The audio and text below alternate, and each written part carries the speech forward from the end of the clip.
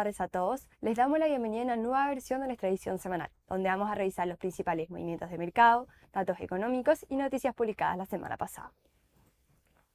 En cuanto a los principales índices financieros, podemos ver que fue una semana mixta, con las acciones globales avanzando un 1%, en línea con la renta fija global en 1,8%. Por su parte, los commodities retrocedieron un 0,66%.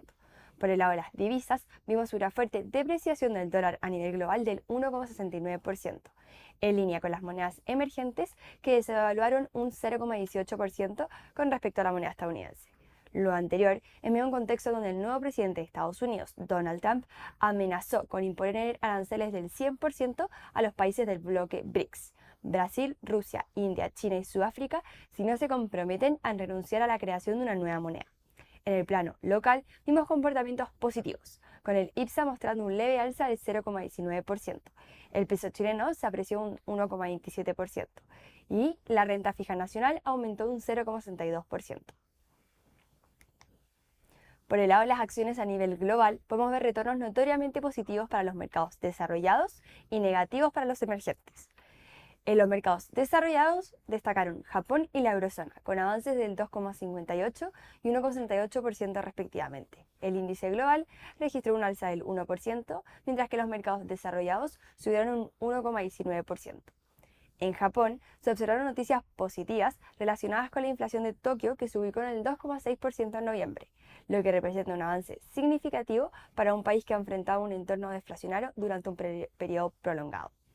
Por otro lado, en la eurozona, la inflación mensual fue del menos 0,3% intermensual, superando las expectativas del mercado que proyectaron una caída del menos 0,2%. En los mercados emergentes se observa una situación totalmente negativa, con Latinoamérica como la peor región, mostrando un retroceso del 3,91%, afectado por las noticias de Brasil sobre este nuevo paquete fiscal que incluiría un impuesto a aquellas personas de altos ingresos bajo el gobierno de Lula. Pasando a la renta fija global, vemos retornos positivos tanto en los mercados desarrollados como emergentes. Por el lado de desarrollados, Global mostró un aumento del 1,8%, mientras que Investment Grade del 1,68%. Por su parte, desde los emergentes, el índice con mejor performance fue el de Investment Grade en 1,15% y luego la TAM en 0,99%. Desde un espectro global, las divisas se observaron un tono más bien mixto, con el dólar depreciándose un 1,69%, mientras que tanto el yen japonés como el dólar neozelandés destacaron con rendimientos del 3,35 y 1,42% respectivamente. Por su parte, el desempeño del yen fue influenciado por las positivas noticias de la inflación en Tokio, como se comentó anteriormente, que alcanzó el 2,6% en noviembre. El dólar neozelandés se vio influenciado por la decisión de mantener la tasa de política monetaria en el país. En emergentes, el espectro fue similar, con el peso chileno como el mejor performance de la semana, apreciándose un 1,27%.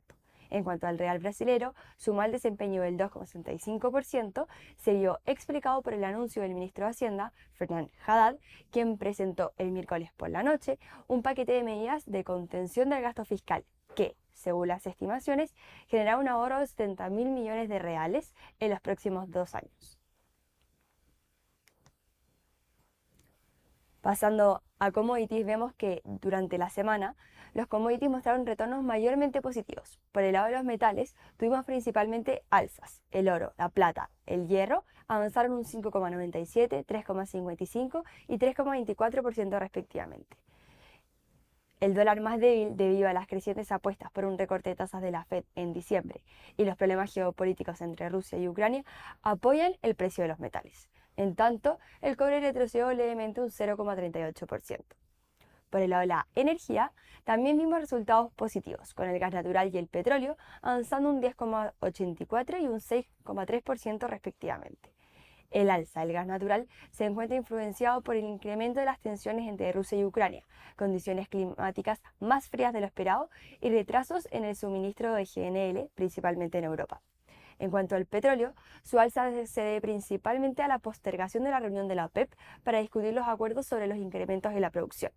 La fragilidad de los fundamentos económicos podría llevar a la OPEP a posponer nuevamente durante su reunión del 5 de diciembre el aumento de producción programado para enero. Por el lado de los comités de agricultura, mostramos retornos más bien mixtos con ligeras variaciones. De esta manera, el trigo y el maíz mostraron desempeños del 1,44 y 0,35% respectivamente. Por su parte, la soya retrocedió un 1,5%. Pasando a lo que es la primera noticia de la semana, vemos que el índice mensual de actividad económica, conocido también como IMASEC, en octubre del 2024 se situó dentro de las expectativas de mercado, recuperándose parcialmente tras el decepcionante desempeño de septiembre. Según el informe preliminar del Banco Central, el IMASEC creció un 2,3% en comparación con el mismo mes del año anterior. En términos desestacionalizados, el IMASEC aumentó un 0,4% con respecto al mes anterior y un 1,7% en comparación con octubre del 2023. Cabe destacar que octubre contó con 2 días hábiles adicionales en comparación con el mismo mes del año pasado. Según los comentarios del Banco Central, este resultado fue impulsado por el crecimiento de todos los componentes del IMASEC, destacando particularmente el buen desempeño de los sectores de servicio y comercio.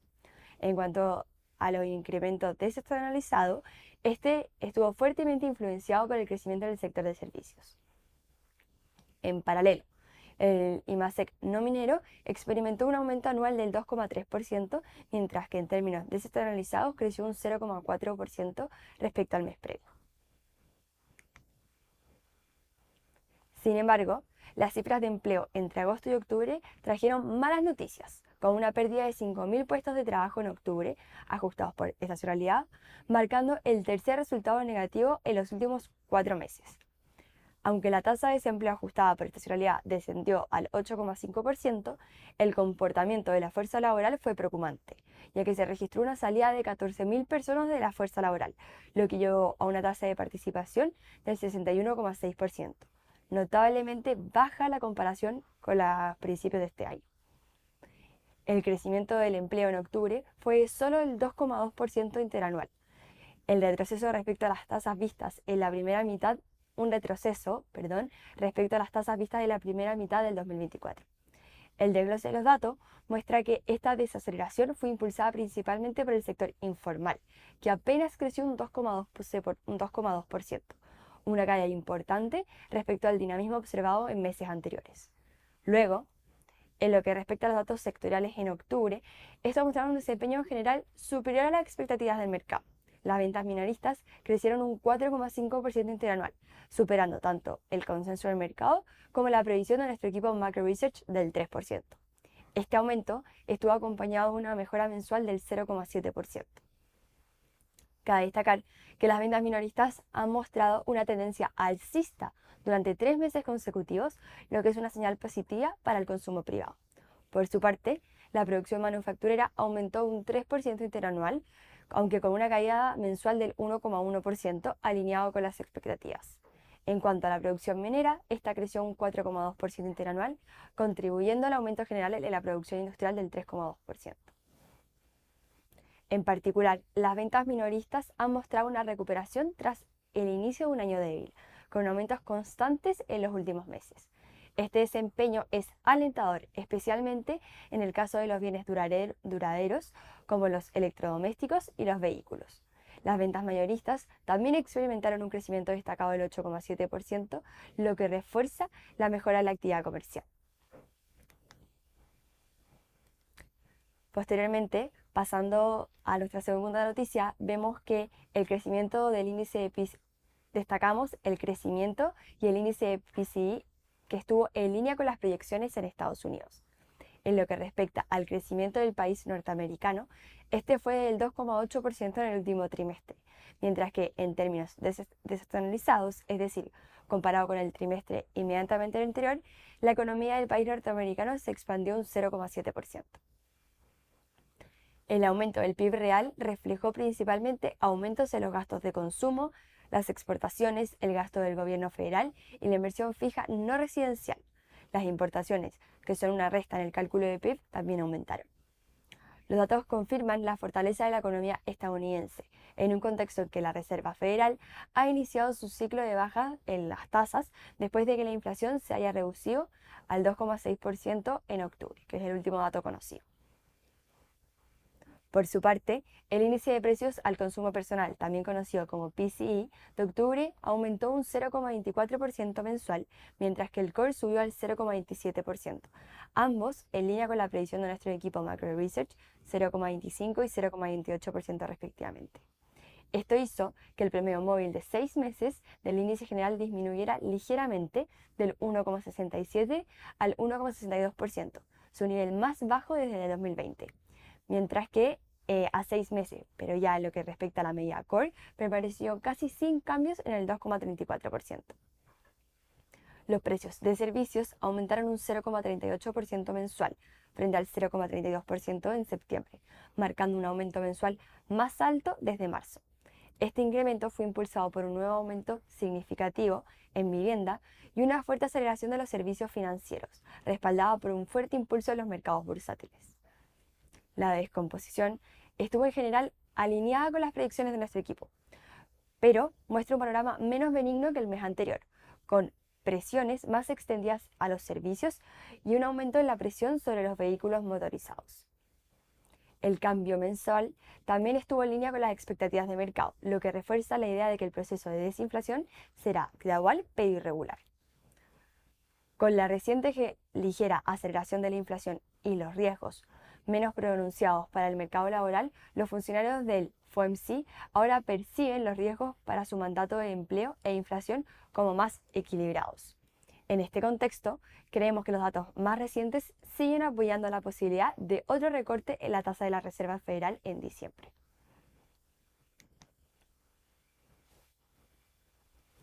Posteriormente, tenemos como tercera noticia que el ministro de Hacienda de Brasil, Fernando Haddad, presentó el miércoles por la noche un paquete de medidas de contención del gasto fiscal que, según sus estimaciones, generará un ahorro de 70.000 millones de reales, aproximadamente 11.800 millones de dólares, en los próximos 2 años.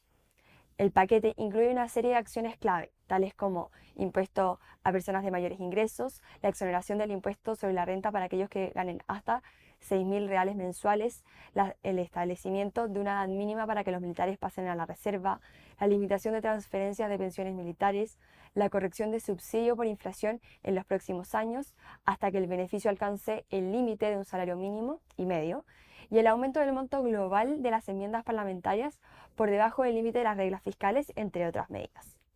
El anuncio, lo que Haddad calificó como la mayor reforma de impuesto a las ganancias en la historia de ellos, desató temores sobre el déficit presupuestario en Brasil, lo que resultó en una fuerte depreciación del real frente al dólar, alcanzando su mínimo histórico. La moneda brasilera se desplomó un 1,1%, cayendo a 6,11 reales por dólar durante la mañana del miércoles pasado, antes de registrar una ligera recuperación tras los esfuerzos del propio Haddad por calmar las tensiones del mercado. Por su parte, el IBOSPA retrocedió más del 1% y los tipos de interés futuros experimentaron un repunte considerable. De acuerdo con las estimaciones de nuestro equipo Macro Research, estas medidas generaron un impacto total de 46.000 millones de reales en los próximos 2 años y 242.000 millones de reales hacia 2030, cifras notoriamente inferiores a las proyecciones oficiales, que calculaban un efecto de 71,9 mil millones a los 2 años y 327.000 millones de reales para el 2030. Si bien las simulaciones de nuestro equipo Macro Research sugieren que estas medidas podrían sostenerse en el marco fiscal para el 2026, su éxito dependerá en gran medida de la eficacia que la auditoría continúe. Sin los ahorros esperados de esta auditoría, anticipamos de alguna manera un escenario complicado para el cumplimiento del límite de gasto ya a partir del 2025. Finalmente, como cuarta y última noticia, tenemos que en Europa la recesión que afecta a Alemania se ve acompañada de una reciente crisis política en Francia, donde el gobierno de Emmanuel Macron enfrenta críticas por su incapacidad para alcanzar acuerdos efectivos.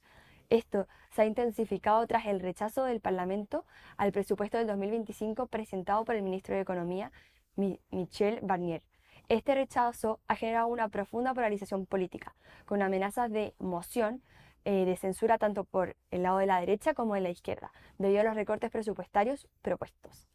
El presupuesto, que busca reducir el déficit fiscal y la deuda pública, ha encontrado fuerte oposición en la ciudadanía, con un 63% de rechazo, especialmente por los recortes en áreas clave como salud y educación.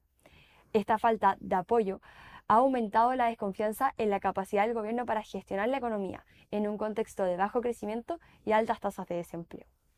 Las tensiones también se han reflejado en los mercados financieros, con un aumento de las tasas de los bonos del Tesoro francés alcanzando niveles no vistos desde la crisis de la deuda de la eurozona del 2012, lo que indica un creciente temor sobre la sostenibilidad de la deuda pública para Francia. Sin embargo, los mercados han empezado a comparar esta situación actual con la crisis que vivió Grecia en el 2010, lo cual, al observar los gráficos de la derecha, vemos que la situación no es tan similar, producto de que los niveles de deuda que presentaba Grecia durante el periodo eran bastante más elevados, como se pueden observar en el gráfico de la derecha superior. La negativa de Barnier a modificar el presupuesto según las exigencias de sectores más radicales de derecha e izquierda ha intensificado el descontento. En este escenario, Marine Le Pen, líder de la agrupación nacional, deberá decidir si apoya la moción de censura impulsada por el bloque de izquierda. Su decisión será clave para el futuro del gobierno de Macron y el rumbo de las políticas económicas en Francia.